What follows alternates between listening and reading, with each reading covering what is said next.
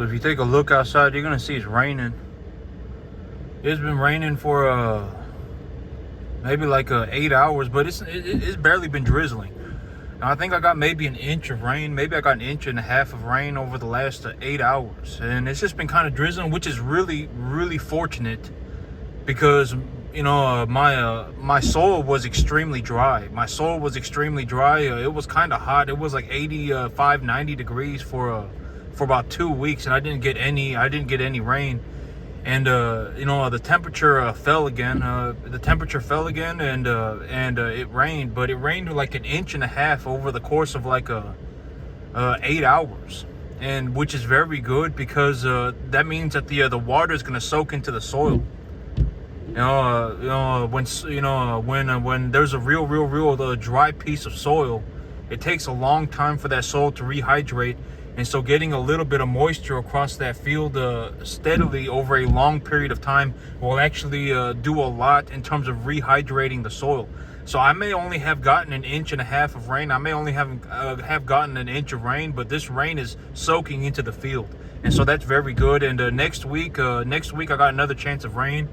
So as this water is metabolized by the plant, as the water is metabolized by the environment and by the plant, I will keep track of how the plant is doing, how the field is doing in terms of mineral levels, and I will record data. And as things progress, if need be, I can refertilize my field. Right, that's the big idea in terms of how do I do things. It depends on the weather. There are a lot of things that go into consideration. The temperature, the soil moisture, right? How much there are things that go into consideration. There are a lot of things that go into consideration. And so as of right now, I can see how this rain interacts with the field. I can see how this rain interacts with the plant.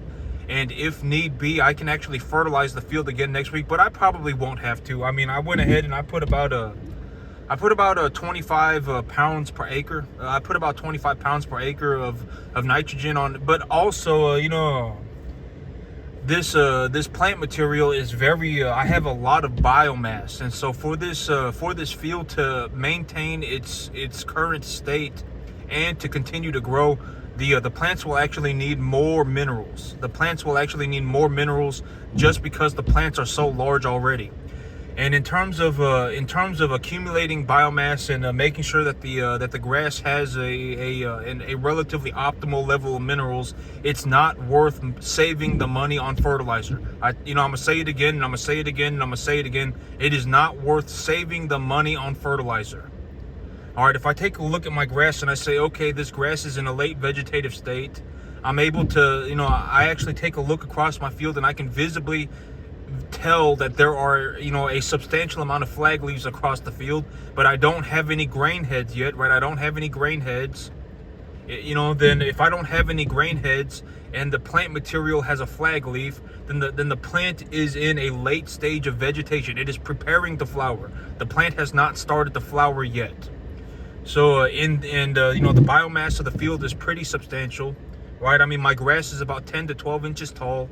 I have a significant leaf width, et cetera, right? The biomass is pretty substantial. And so when I take a look at the overall conditions, this plant needs more minerals than a smaller plant, right? I mean, this plant does need more minerals than a smaller plant.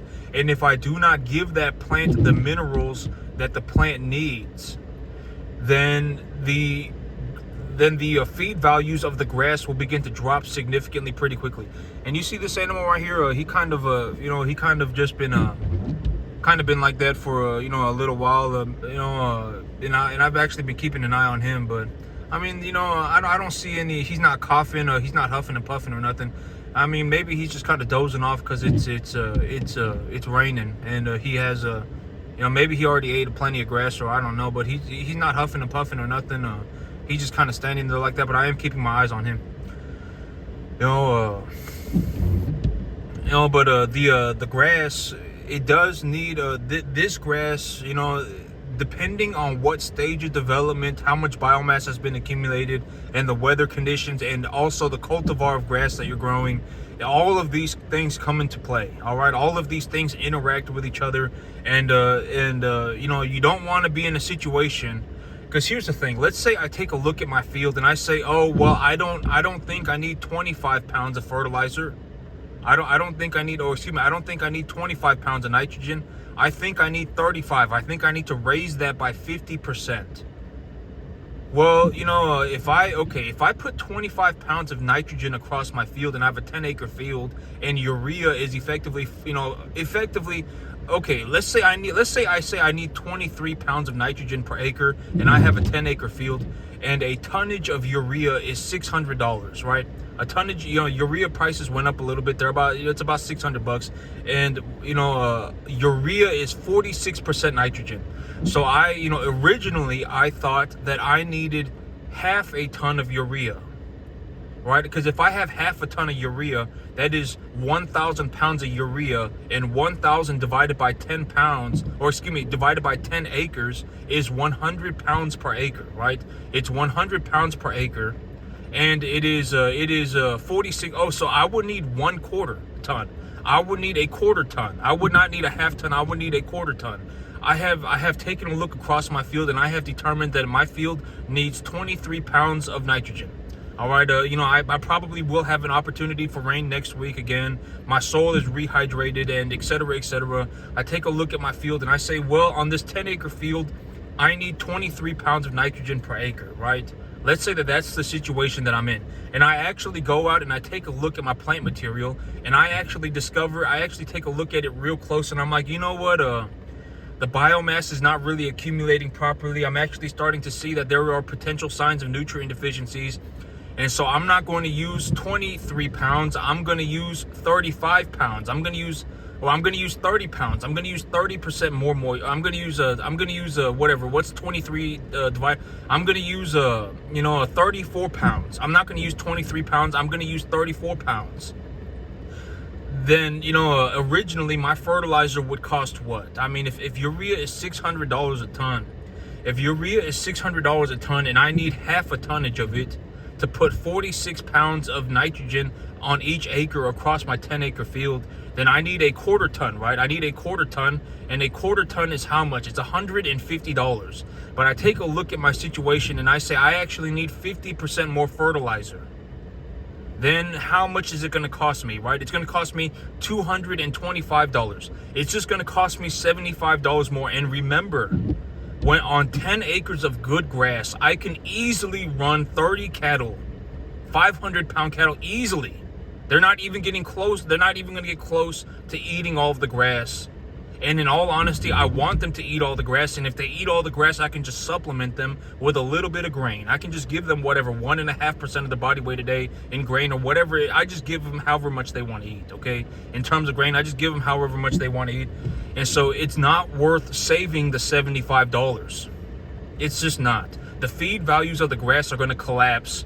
Your feed values of your grass is going to become less digestible. Your biomass accumulation is going to fall. And your cattle are not going to condition properly. Your cattle are going to have big old pot bellies, and they're not going to be digesting a whole, and it's just not a good situation to be in, okay? You want to keep that grass well fertilized. You want to keep that grass accumulating biomass at an optimal rate. All right, you do. All right, trust me. I'm not saying trust me. I don't care if you trust me or not. Die tomorrow, okay? I don't care. All right, I'm telling you the truth. All right, this is how I run my business. All right. And I do very well for myself. And and yesterday I was actually talking about my business structure, right? I was actually talking about how I am structuring my business and what I'm going to do with the money.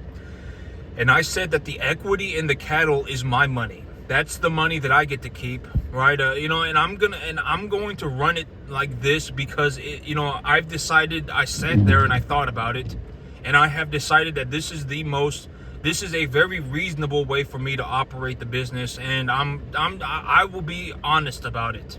All right, that's the thing. I'm not going to steal. Why would I steal, right? Why would I steal? The business is it's in my benefit. It's in the landowner's benefit. Why would I steal?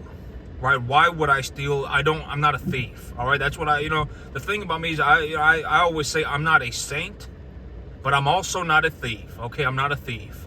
And so I've decided this is how I'm going to run my business, right? I effectively, but the money that I have in the cattle is my money. That is my money, okay? And so let's just think about it. I got these animals on the lease property. I have 15 animals on the lease property, and then I have these animals here. I got a few bigger animals, and these bigger animals are, probably, actually the first week of next month it's actually going to rain, and so, I probably won't be able to load these animals up because of the weather conditions, and so maybe I take them to the sale barn on the second week. And so, let's take a look at the situation. The money in the cattle is my money. All right, that's my money. The money in the cattle is my money. And so let's take a look at the situation. When I liquidate these 15 animals, and I also got 3 animals here that are going to be going to the sale barn pretty soon. And these 3 animals, when I sell these 3 animals, I will probably make enough money to buy 7. Okay, these animals are actually going to hit the scale at over 650. And the whole situation with it right now is that I don't really care that the animals are overweight because I have an unlimited quantity of food. I have an unlimited quantity of food. These animals are, 20 animals are not going to eat 10 acres of grass. Not even close. All right, these animals are on the grass 24/7, and the grass is still like 10 inches a foot tall, and I will actually probably accumulate more biomass in April than I did in March, January, or February. I probably will. All right, I probably will accumulate more biomass this month and potential, but next month things are going to start getting a little bit hot in terms of May. Things start getting a little bit hot, and and the grass will probably start going to seed sometime next month, and et cetera, okay. Maybe I can whatever, I'll figure it out. And so I was thinking about maybe buying myself a hay mower, adjust the mower, and then I can just mow it down, and if I mow it down it will revegetate itself. And so I'm considering that because if I can mow my grass down, a hay mower is, a used hay mower that's in good condition, on the internet is like $3,000. All right, it's not a lot of money, it's whatever. All right, and if I buy that hay mower and I cut the hay down, it will regrow itself, and I can probably grow the grass until about June. And I won't have to fertilize, right? I won't have to really buy any more grain. I mean, I can use the little bit of grain that I have or whatever. And also, as the grass continues to develop, also, I also have dried distiller grain sitting in storage, and I can actually supplement a lower feed value grass with dried distiller grains. All right, and so that's also something that I got that I can I can utilize to make myself some extra money. And so and dried distiller grains, it doesn't take a lot of it to really put that energy in the animals. All right, you don't need a lot of dried distiller grains in terms of the weight of the food. You don't need a whole lot of it to put some significant energy and protein in your animals. So that's also why I utilize it, because I'm probably grass, when the feed values are low, the biomass of the grass is going to be very high, and so the animals will probably still be able to fill up their rumen. But in terms of achieving a higher daily gains and stuff, they will probably need more protein and more energy. All right, they probably will, and so that's why the distiller grains are so useful at that time. And so but let's talk about the business, because effectively the money that I have in the cattle is my money. That's my part of the deal, right? That's how I structured it. That's the money that I get to have. Our 90% of the earnings is effectively go into growing the business. 10% of the earnings effectively go into paying a dividend, and then effectively that turns into a self-feeding loop. And I grow my herd, and when I grow my herd, if something happens, and then I expense the end. Like if I have an animal die, which will happen. Legitimately, sometimes I even just buy a sick animal, not knowing that the animal's sick. And if I don't know that the animal's sick, and the animal gets another animal sick, and and then the infection has spread, and it's like antibiotic resistant, and all sorts of things can happen. Okay. And I haven't lost an animal this month, knock on wood. All right, I have not lost an animal this month. And I actually have a lot of animals that, and the animals that are going to market are actually going to hit the scale at over 650. All right, my target market weight is actually the average weight of the animals is actually higher, and I did not lose any animals this month. And so, in terms of the deal, in terms of how I structured this deal, the equity of the animals is my money. That's how I structured the deal, all right? And, I effectively made it so that it turns into a self-feeding loop, right? The business makes a profit. I reinvest the profits back into the business, right? My cattle herd grows, and I pay out a dividend. And the cattle herd growing is my money, and the dividend is effectively the money that I am paying to the landowners, right? And so, if I want money, I'm not going to take it out of the profits of my business.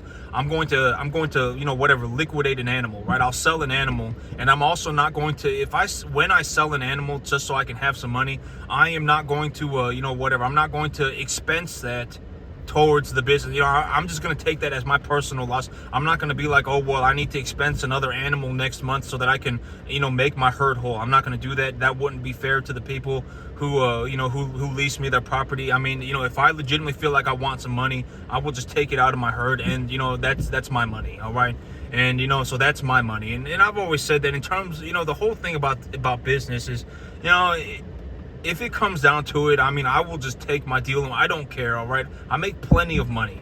I don't even worry about money. All right, if I legitimately feel like I am dealing with an idiot, I will leave you for dead. All right, I don't have time for this nonsense. All right, I make plenty of money. I don't need any money from anybody. Trust me, nobody's paying me to do anything. I have plenty of money. All right, and the amount of money that I'm making is actually going up very quickly. And so let's take a look at my money portion of the deal. The 15, I got 3 animals here that will be going to market by next month. All right, these 3 animals, when I liquidate these 3 animals, they will effectively hit the scale at over $650, and I'll probably make enough money to buy 7 animals and not 6. All right, and I have 15 animals over on the lease property, and I anticipate that I will be selling all 15 of these animals at the same time around late June. And when I sell these 15 animals, they as well will probably hit the scale at over 700 pounds for the total of them. All 15 of them on the average weight will hit the scale at over 700 pounds. And so maybe even close to 800. All right, end of June is 3 months away. All right, they may legitimately, that grass out there, that Bermuda grass, has effectively just entered medium to late stage, about medium stage vegetation, and it's going to continue to grow, pretty significantly. I went out and I fertilized it again. So the feed values of the grass are going to be very good, and et cetera, okay? And so I take a look at the situation. And so I will be selling 18 animals, all right? I will be selling 18 animals. Over the next 3 months, I will be selling 18 animals. And when I sell those 18 animals and I don't take any leverage at all, I will probably be able to buy 40. Something like 40. These animals are going to hit the scales pretty hard. Their conditioning is very good. All right, I got these animals I'm keeping very good track of these animals in terms of their diet, in terms of their conditioning. These animals are conditioning very well. They're doing very good. All right, they will probably hit the scale at over, maybe even close to 800. So I will be liquidating 18 animals over the next 3 months. And when I liquidate those 18 animals, I will effectively make enough money to buy about 40. So I will be net positive 22 animals in the next 3 months. That's my money. That's the money that I get to have. And also, I am going to start utilizing credit. I've decided that I'm going to be net positive 22 animals. Net positive 22 animals in the next 3 months. All right, that's it is what it is, all right? I will be net positive about 22 animals in the next 3 months, all right?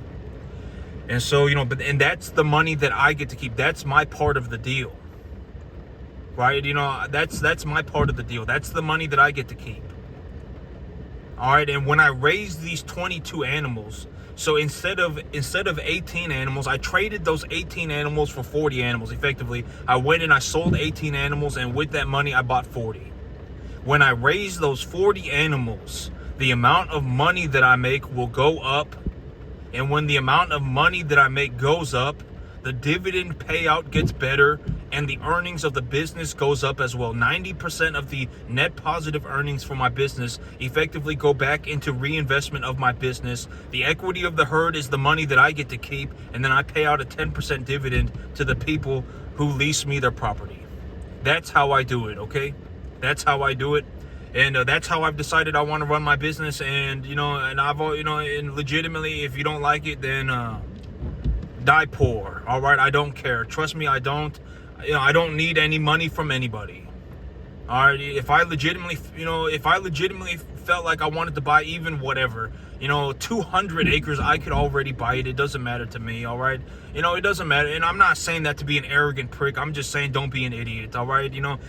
That's my whole thing about business. Because I really sit there and I think about this, and I come up with these deals, and I'm like, I can do this and I can do that, and I'm not going to offer some moronic thing, and I'm not selling my soul to the devil.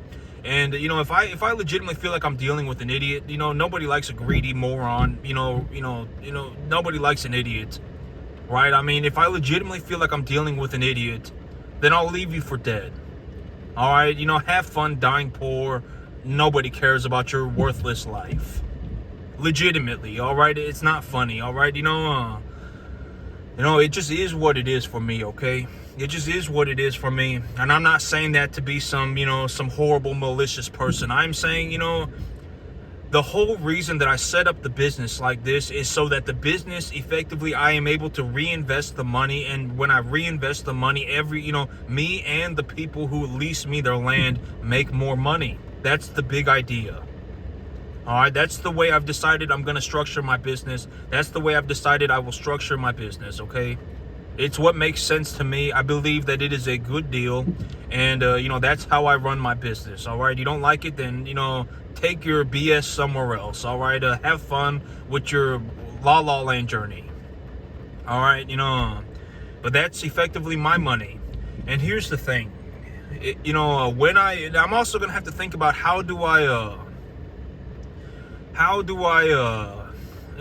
but here's the thing about leveraging. Is that, let's say I sell 18 animals and I buy 40. Let's say I sell 18 animals and I buy 40. And I've actually determined that when I use leverage, I would like to leverage my earnings 1-for-1, but I'm not going to leverage my herd at all. I'm not going to leverage my herd. I'm going to leverage my earnings and only my earnings, because when I leverage my herd, instead of, but that's what I've decided that makes them, I'm not going to leverage my entire herd, okay? I'm going to leave my herd as is, and then I'm going to leverage my earnings 1-for-1. So what do I mean? I'm going to leverage my earnings 1-for-1. Let's say I sell 18 animals and I make enough money to buy 40. Instead of buying 40, if I leverage my earnings 1-to-1, I would buy 62. And why would I do that? Because 22 of the animals are my money. Right, 22, I sold 18 and I bought 40. Those 22 animals are entirely my money. I did not use any money from the bank. I did not use any money from the bank at all. So now I have 40 animals. And instead of buying 40, I will buy 62, because then I am leveraging my 22 animals 1-for-1. But then, this is also where things get kind of nutty, right? Because it's like, if I do that, I would have to buy 62 cattle at the same time. And do I really want to do? And that's just after 3 months.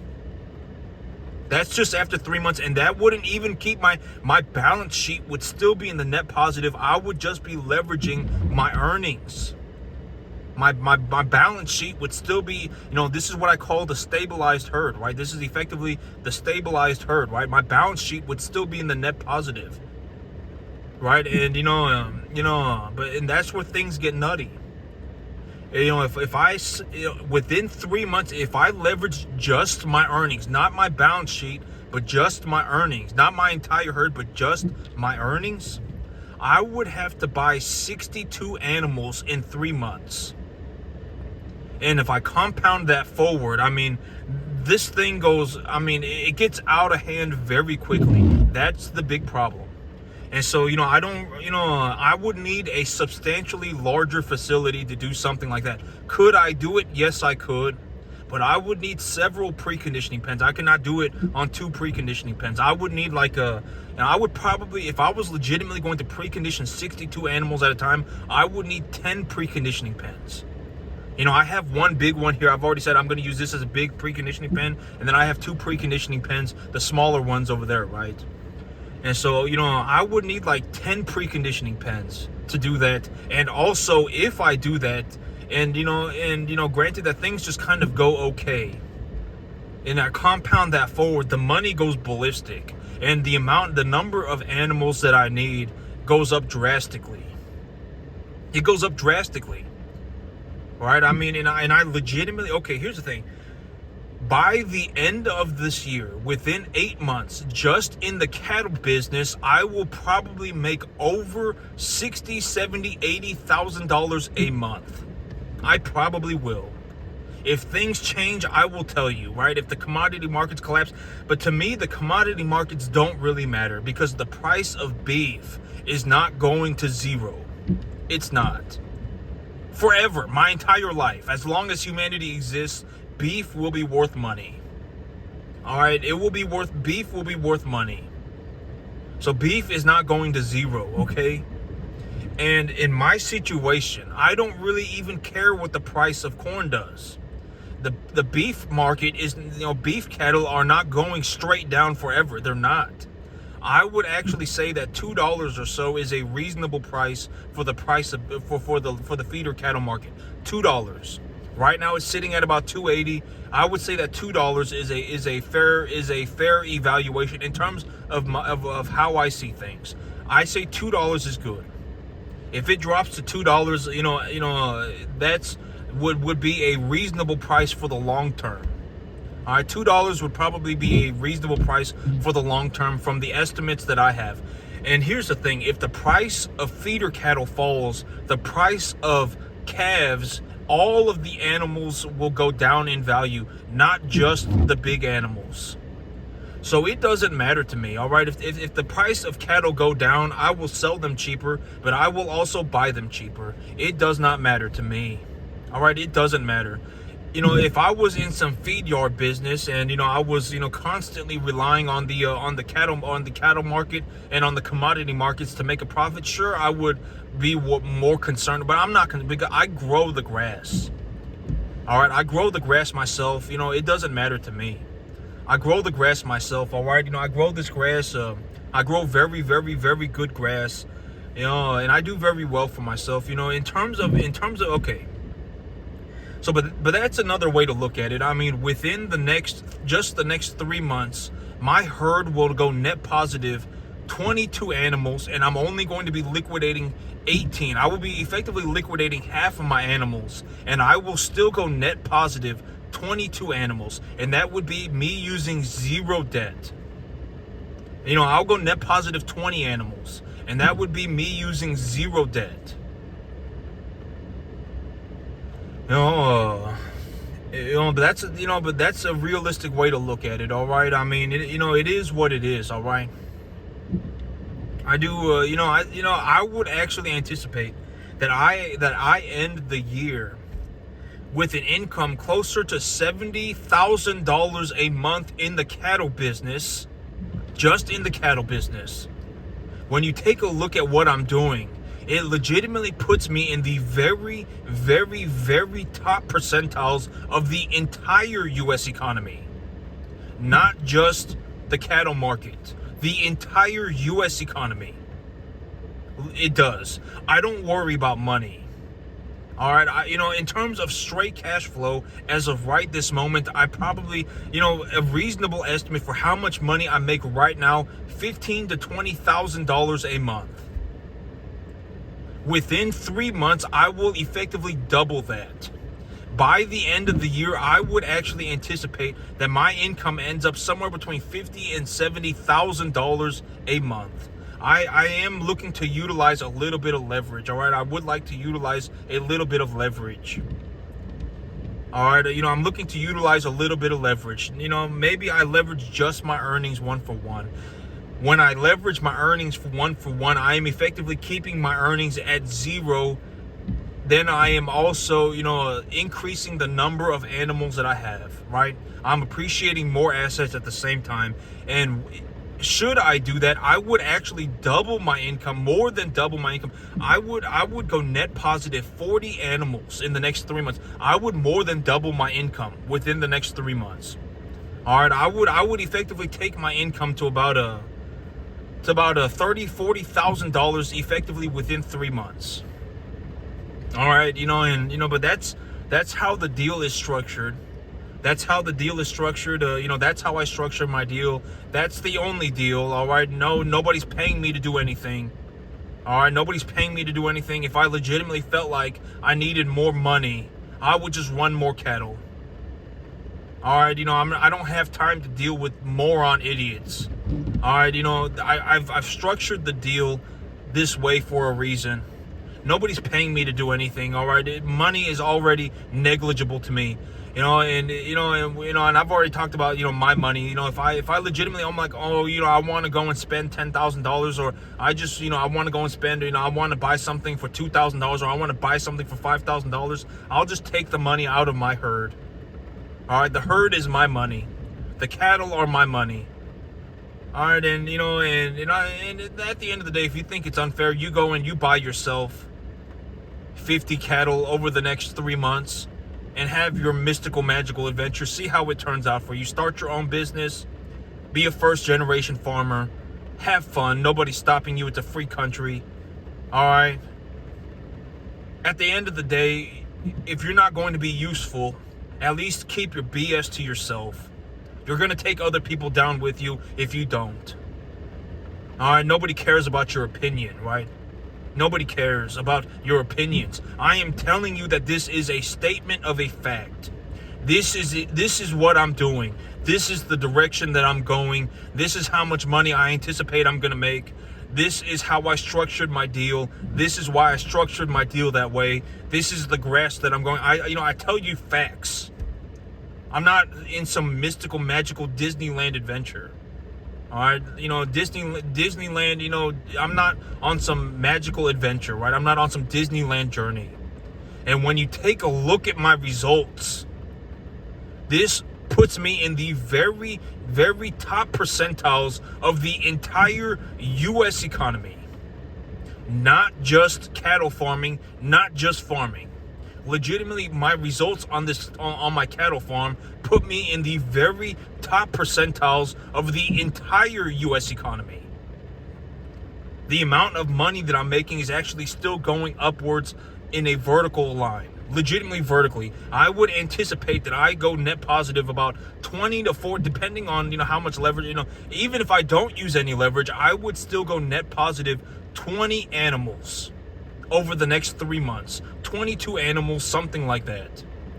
All right, and if along the way I'm like, I kind of want to buy something and it's whatever, $5,000, I'll just take 3 of my animals. I'll just take 2 of my animals and just sell them. I'll just take 2 animals and just sell them, and then I can just use the $4,000. Right? It doesn't matter. All right, and so that's how I structured my deal. And I told myself, and I'm telling myself, repeatedly, if I feel like buying something, that I should just buy it. All right, because wasting time thinking about, should I buy this or should I not buy this? Should I buy this or should I not? It's a waste of time. All right, it's a waste of time. I should just I should just buy it and be done with it. But that's how I structured my deal. The animals are my money. The cash flow of the business, 10% of the free cash flow, 10% of the cash flow in terms of net profits, 10% of the net profits will go out as a dividend, and then 90% of the money will be reinvested back into my business. And should I feel like, I want to take some money for myself and go and do something for myself, or I just want to go and buy something for myself, I will just sell a few of my animals. So that's how I've structured the deal. And the whole thing about baling hay is that if I pay somebody $30 a bale and I sell it for, in all honesty, I will probably put the bales of hay on the market before it's cut. I probably will. I'll take a picture of it and I'll show the hay field and I'll say, hay's going to be ready next week. I'm cutting hay this week, and here's what it looks like, right? I'm cutting hay tomorrow, and here's what it looks like. And when they cut it and then they wait for it to dry and then they bale it, it'll probably take a week, right? And so I'll post an ad for it, and I'll say, I'll take a look at the average price of the hay market, and I'll just I'll probably sell the hay before I bale it. All right, I'll just make a video or whatever, take pictures of it, post an ad, and say, I'm cutting hay tomorrow. I will be cutting hay in 2 days. This is the hay that you're buying. Right, and I will undercut the market. All right, I probably will just end up undercutting the market. I probably will. All right, and then because if I pay $30 for a bale and I sell it for $40, then it doesn't matter. I didn't have to buy any equipment. I didn't have to do anything. I just paid the guy $30 a bale. And also, if I don't bale it, the hay is gonna die anyway. You gotta remember that the grass is gonna die anyway because of the weather. So I might as well bale it. And let's say I get, right now I got my lease property number 1 is 45 acres, but about 35 acres of it is actual grassland. So 35 acres right there. And then the new property, I'm going to go and take a look at it on Sunday morning. And the owner of the property says it's 75, 85 acres. So it's about 80 acres, and maybe about maybe about 70 acres of it is actual grass. And so effectively grassland. And so I probably have about 100 acres.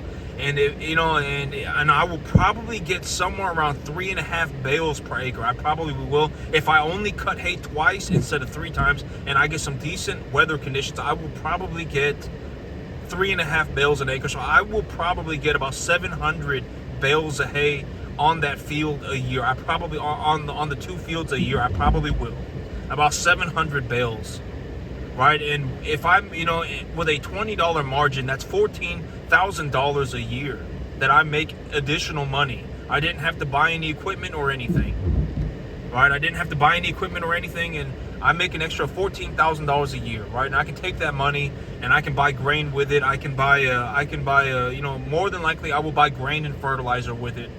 All right, and when I'm not growing as much grass, I can still use the money from me having grown grass to pay for my expenses when I have to do things like buy grain, right? And so that's a very I'm going to that's the big plan, right? That's the big plan for the early summer, is to bale the hay and sell it, then take that money and buy grain with it, and then I can feed the animals grain while it's blazing hot outside, right? And I will probably end up selling 15 animals and making enough money to buy 40. I probably 18 animals and make enough money to buy 40. And along the way, should I feel like I want to buy anything, I can just sell 1 or 2 of my animals, take the money, and buy whatever it is that I want. All right, and so that's it for me today, YouTube. All right, y'all have a good one.